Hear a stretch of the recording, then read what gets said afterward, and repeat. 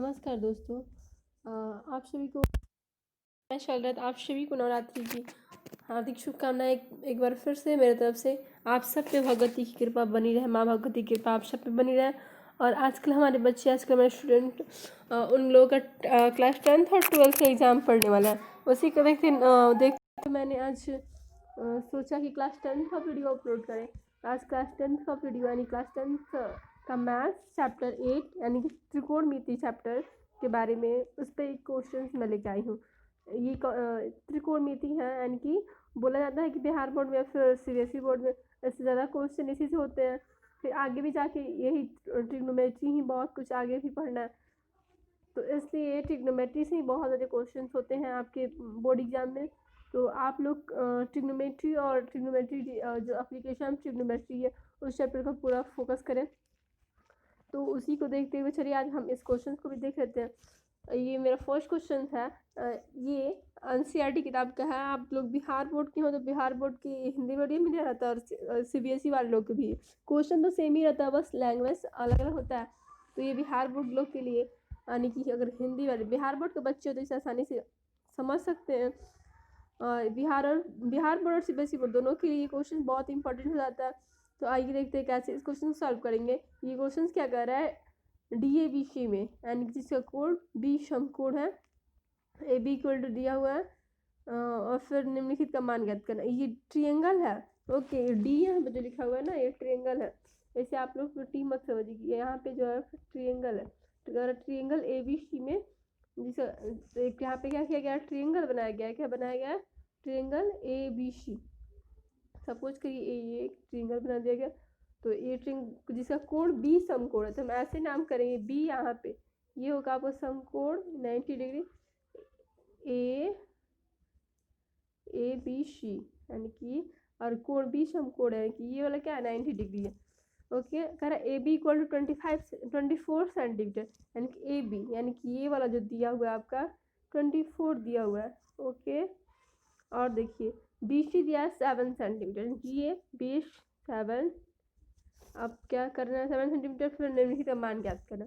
आपको मान किसका ज्ञात करना, वैल्यू किसका फाइंड आउट करना है, साइन ए और कॉस ए का। तो साइन ए का वैल्यू हमें निकालना है। तो ए से साइन ए का फॉर्मूला क्या होता है बताइए। साइन ए का फॉर्मूला होता है ना साइन ए, यानी साइन थीटा का फॉर्मूला क्या होता है, लंब बटा कर्ण, यानी कि perpendicular upon hypotenuse in P by H. तो यहाँ से ए का वैल्यू साइन ए का निकालना। ए के सामने वाली जो होती है भुजा, ए के सामने वाली भुजा यानी कि एक सामने वाली साइड जो होगी वो क्या होती है, परपेंडिकुलर होती है। तो ए के सामने कौन सी भुजा है, यहाँ पे देखिए ए के सामने कौन सी भुजा है, बी सी। कौन सी भुजा, बी सी है ना यहाँ पे ए के सामने। तो यहाँ पे आप ए के सामने कौन सी भुजा है, बी सी। तो आपका क्या हो जाएगा, बी सी, यानी कि साइन ए का वैल्यू आपका जो मिलेगा वो क्या मिलेगा, sine A, sorry sine A का value, sine A equal to क्या होता है फॉर्मूला, पी बाई एच होता है ना। तो साइन ए, एक सेकेंड, यानी कि साइन ए, अब चलिए साइन ए का वैल्यू लिख लेते हैं। साइन ए इक्वल टू क्या होगा, साइन ए इक्वल टू होगा, इसके सामने वाली भुजा कौन सी है,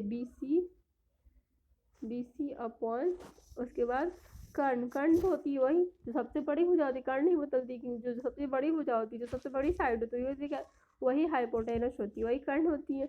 ए सी होगा आपका hypotenuse, sine equal to B C upon A C. Okay, यानी कि साइन ए इक्वल टू हमारा क्या होगा, बी सी बट्टा ए सी। अब बी सी बट्टा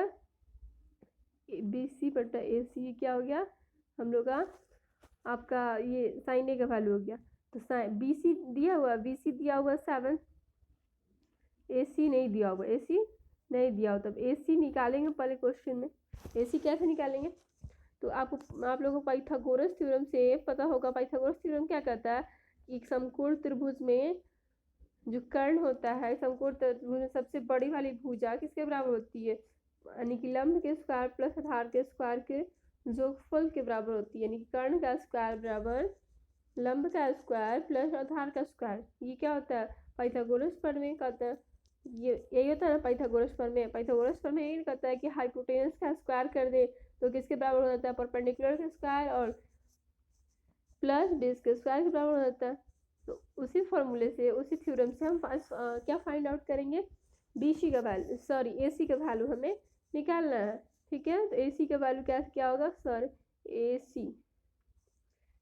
सी का वैल्यू क्या होगा, यानी कि ए सी का स्क्वायर बराबर क्या होगा, बी सी का स्क्वायर,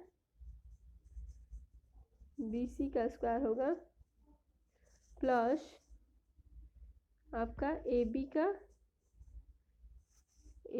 स्क्वायर होगा, क्या होगा, ए बी का स्क्वायर, यानी कि ए सी का स्क्वायर बराबर क्या होगा, ए बी का स्क्वायर प्लस बी सी का स्क्वायर।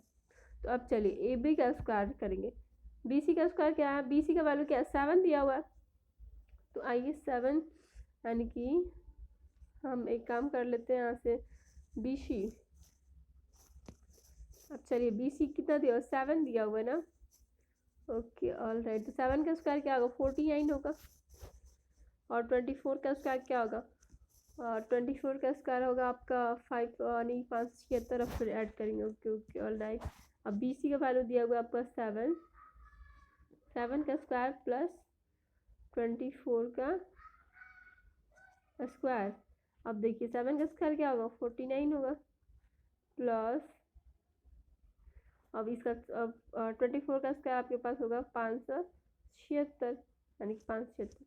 कहने का मतलब क्या, अगर आप 576 और फिर 49 जोड़ दीजिए तो क्या हो जाएगा, आई थिंक 625, यानी कि 625 होगा, यानी कि आपका जो 20 अब फिर यानी कि ये तो किसका वैल्यू हो जाएगा, ए सी स्क्वायर का वैल्यू क्या मिला हमें, 625 आया। किसका, ए सी स्क्वायर का वैल्यू, अब हमें निकालना क्या था, ए सी का वैल्यू निकालना था। तो फिर स्क्वायर क्या होगा, इधर अंडर रूट में अंडर रूट पे हो जाएगा, इधर आएगा तो यानी कि यहाँ पे आपका ए सी स्क्वायर बराबर क्या होगा, ए सी स्क्वायर इक्वल टू होगा 625, यानी 625। तो यहाँ से ए सी का वैल्यू क्या होगा आपका, ए सी का वैल्यू अंडर रूट 6, यहाँ पे ये जो स्क्वायर होगा इस पर अंडर रूट पे चला जाएगा, यानी अंडर रूट 625। अब ये बताइए, आप लोगों ने क्लास 8 में तो वर्गमूल पढ़ा हुआ होगा, तो वर्गमूल पढ़े हैं, तो बताइए ये वाला 625 किसका वैल्यू होता है, किसका वर्गमूल होता है, यानी कि 625 का वर्गमूल क्या होगा, 25 होगा, 25 होगा ना, तो यानी कि आपका ए सी का वैल्यू क्या आएगा, 25, क्या आएगा, 25 आएगा, ए सी का वैल्यू 25, ओके। अब चलिए, अब तो हमने निकाल दिया किसका वैल्यू, ए सी का वैल्यू क्या आ गया मेरा, 25 आ गया। तब अब आसानी से निकाल सकते हैं ना, साइन ए का वैल्यू क्या हो जाएगा, साइन ए इक्वल टू क्या लिखे थे हम, साइन ए इक्वल टू क्या होगा, बी सी बट्टा ए सी होगा, नहीं साइन ए का वैल्यू जो आपका आएगा वो क्या आएगा, साइन ए, यानी कि साइन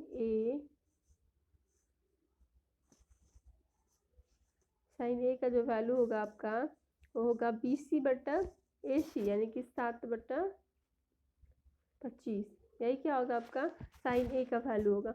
और वैसे ही आपको कॉस ए का निकालना था, कॉस ए, अब ये बताइए ए पर चलिएगा तो ए पर जिस पर स्थित, यानी कि इसका आधार क्या होगा, ए बी बट्टा ए सी, आधार बटा कर्ण होता है ना कॉस ए का, यानी कि कॉस थीटा फॉर्मूला क्या होता है, आधार बटा कर्ण, तो यानी कि कॉस ए का वैल्यू क्या होगा, ए बी बट्टा ए सी, यानी कि कॉस ए का वैल्यू आपको क्या मिलेगा, आइए अब कॉस ए की वैल्यू की बात देख लेते हैं, क्या होगा कॉस ए का वैल्यू, कॉस ए का वैल्यू क्या होगा, जिस पे स्थित होगा, यानी कि आधार इसमें कौन सा होता है, कॉस ए से देखना है, किस एंगल से देखना है, ए से, तो ए से अगर देखना है आपको तो ए पे अगर हम आए तो वही वाला जिससे जो साइड से ए से देखना हो या फिर बी से देखना, अगर सपोज करिए आपको निकालना होता कॉस बी का वैल्यू, तो कैसे निकालते, तो इसका क्या होता है, बी सी होता आधार, और कर्ण तो बदलता नहीं, कर्ण जो हमेशा लंबी भुजा वाली क्या होती है, जिसका जो लंबा साइड, यानी जो बड़ी वाली भुजा क्या होती है, कर्ण होती है, तो ए सी, यानी कि तो बदलेगा नहीं, भले आपका ये परपेंडिकुलर हाइपोटेनस ये सब बदल सकता है, लेकिन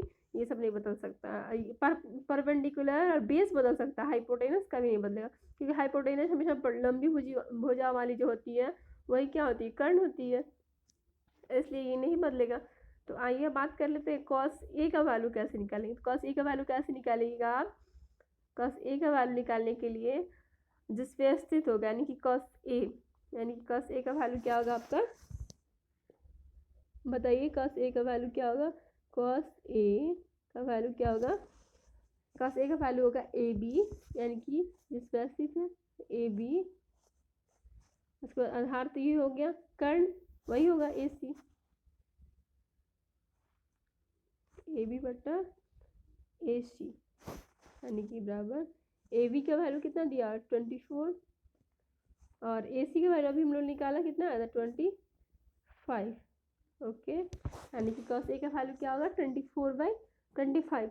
वैसे ही आपको साइन सी और कॉस सी का भी वैल्यू निकाला, तो बताइए साइन सी का वैल्यू क्या होगा। सी पे अगर हम सपोज करिए हम यहाँ पे कहाँ पे हम होंगे, सी पे।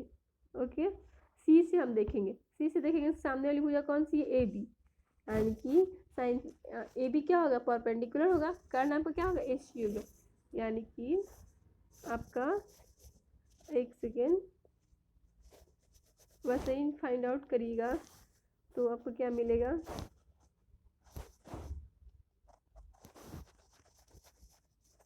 कॉस सी का वैल्यू